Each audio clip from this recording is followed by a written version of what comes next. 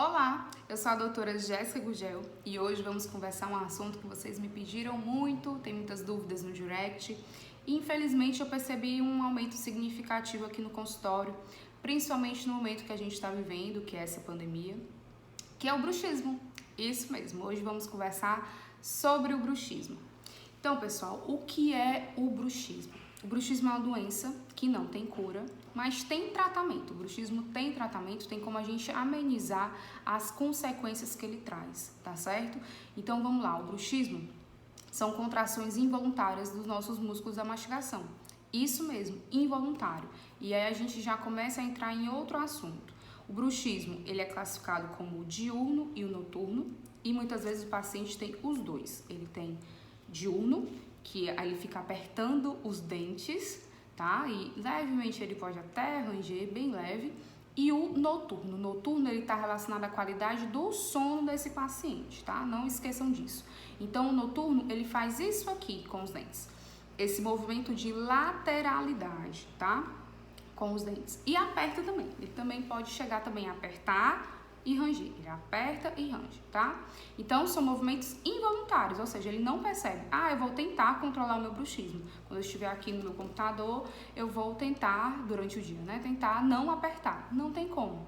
Você sempre vai apertar se você não tratar, tá? Existem vários tratamentos para isso que eu vou dizer mais lá na frente, tá?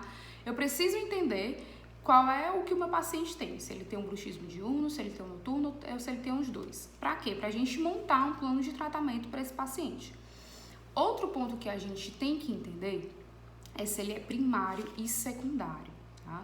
O primário está sempre relacionado a ansiedade, raiva, estresse, e o secundário está relacionado a comorbidades. Paciente que tem depressão, toma medicação, pacientes diabetes, pacientes com apneia de sono. Então, eu tenho que classificar. Ele tem o primário e ele tem o secundário. Como é que a gente faz isso? Por que a gente tem que fazer isso? Na anamnese, a gente tem que fazer essas perguntas, a gente tem que conversar com o paciente para saber. Porque cada paciente tem uma causa diferente. Se cada paciente tem uma causa diferente, não é o mesmo tratamento que a gente tem que passar para os pacientes. Cada paciente é único, a gente tem que tratar da maneira correta e da maneira que ele precisa, que ele necessita, tá?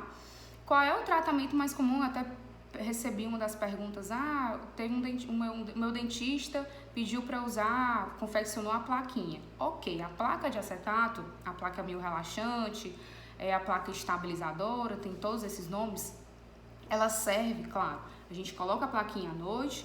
E o que ela vai fazer? Ela vai proteger os dentes, né? Você vai ranger e você não vai desgastar os seus dentes, você vai desgastar a plaquinha, ok. Mas a placa, ela não serve só para isso e ela não tem que servir como o tratamento único. Não, a gente tem que lançar de mão de outras coisas para a gente cuidar desse bruxismo e amenizar esse bruxismo, né? Porque, como eu disse, o bruxismo não tem cura, mas tem como a gente amenizar, tá? E aí eu tenho que saber qual é a causa maior desse bruxismo, se ele é primário, se ele é secundário, ele está relacionado com alguma medicação ou não, certo? E aí eu classificando isso, a gente monta um plano de tratamento para esse paciente e aí nesse plano de tratamento a gente vai lançar a gente pode lançar mão de botox, que vocês devem escutar muito falar, laser terapia, fitoterápicos. Aqui no meu consultório a gente lança mão de fitoterápicos para amenizar principalmente essa ansiedade, essa raiva, esse estresse, né? A gente pede alguns exames, a gente tem que solicitar alguns exames para saber como é que tá as vitaminas desse paciente, como é que tá, se esse paciente está passando por algum processo inflamatório, enfim. Tudo isso tem que aglobar, tem que estar dentro do plano de tratamento, né? Não é só uma plaquinha. O que eu queria desse IGTV, que é porque eu recebo muito isso, me falaram pra mim que eu tenho que usar uma plaquinha e pronto, e é isso. Não. Aqui meus pacientes sabem, a gente tem um acompanhamento durante um ano, o nosso plano de tratamento é 1 ano de tratamento pra gente amenizar. E aí, se eu ver que o paciente recebe alta, ok, ele fica continuando cuidando em casa pro resto da vida, senão a gente bota mais 1 ano de tratamento e assim vai, até a gente amenizar, a gente controlar. O que a gente tem que fazer com pacientes bruxomas é controlar o bruxismo. tá? Para não se agravar ainda mais, para não ter agravamento e aí esses pacientes não perder os dentes, não perder prótese.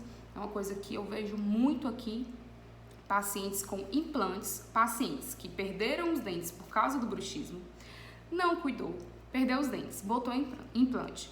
Quando a gente vê o implante todo serradinho, claro, porque não é o dente, a causa não é o dente, é muito além, né? Então, se a gente não cuidar, as próteses, tem pacientes que chegam aqui com próteses quebradas, de tanto apertar.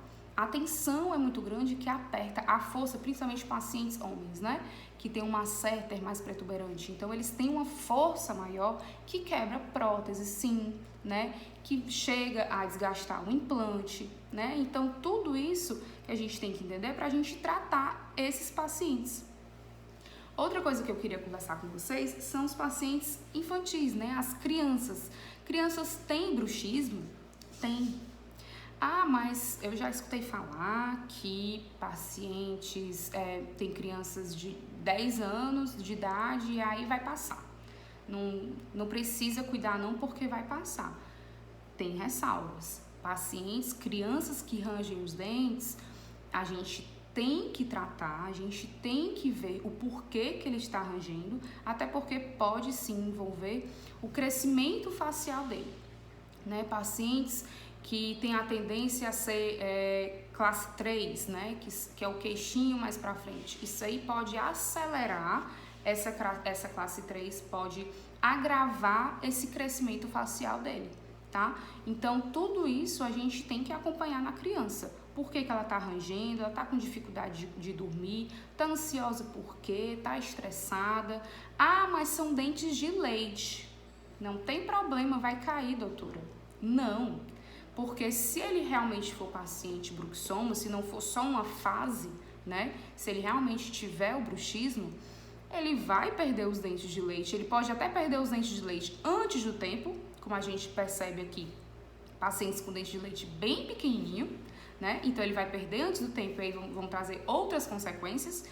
Ou então ele vai perder os dentes de leite. Ok, mas os permanentes ele vai continuar rangendo, né? Então é tampar o sol com a peneira. E não, com as crianças a gente tem que ter também esse cuidado maior, né? E começar a controlar desde cedo, amenizar as consequências do bruxismo desde cedo, certo? Então era isso que eu queria passar para vocês. Eu estou à disposição para outras dúvidas, né? Sempre era mais essa questão, como é o tratamento, o que é que eu faço? Ah, mas é porque eu recebi isso e aquilo. É só essa plaquinha, eu uso a plaquinha? Não, existem várias formas de tratar também o bruxismo e amenizar. A gente pode lançar mão de muitas coisas para amenizar esse bruxismo.